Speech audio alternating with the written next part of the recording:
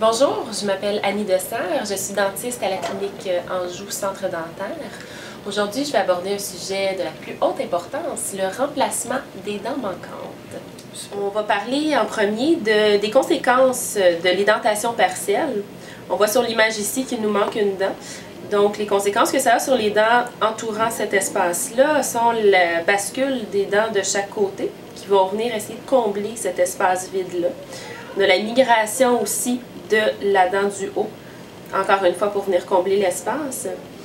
Ce que ça fait, c'est que ça va créer aussi des espaces entre les dents voisines, ce qui peut entraîner une impaction d'aliments lorsqu'on mange.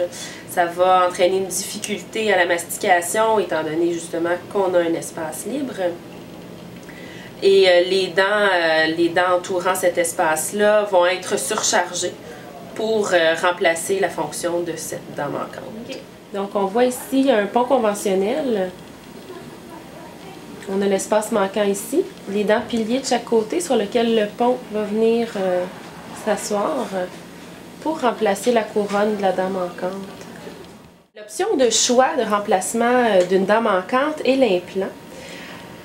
L'implant est constitué de deux parties, une prenant position à la place de la racine et l'autre remplaçant la couronne de la dent manquante.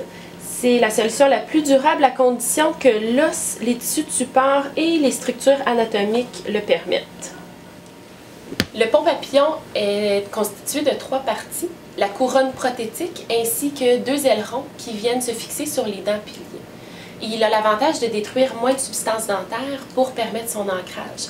Par contre, il ne peut pas s'adapter aux situations où les forces soumises sur les dents sont trop grandes, vu le fait qu'il soit fixé sur une plus petite surface. La prothèse partielle amovible est une pièce composée la majorité du temps d'acrylique et de métal. Elle se fixe souvent aux dents par des crochets et des dents prothétiques viennent s'insérer dans les espaces édentés. On doit l'enlever après les repas et au coucher. Elle demande une plus grande période d'adaptation et quelques ajustements, mais elle permet tout de même de rétablir une bonne mastication. Merci de votre attention et à la prochaine!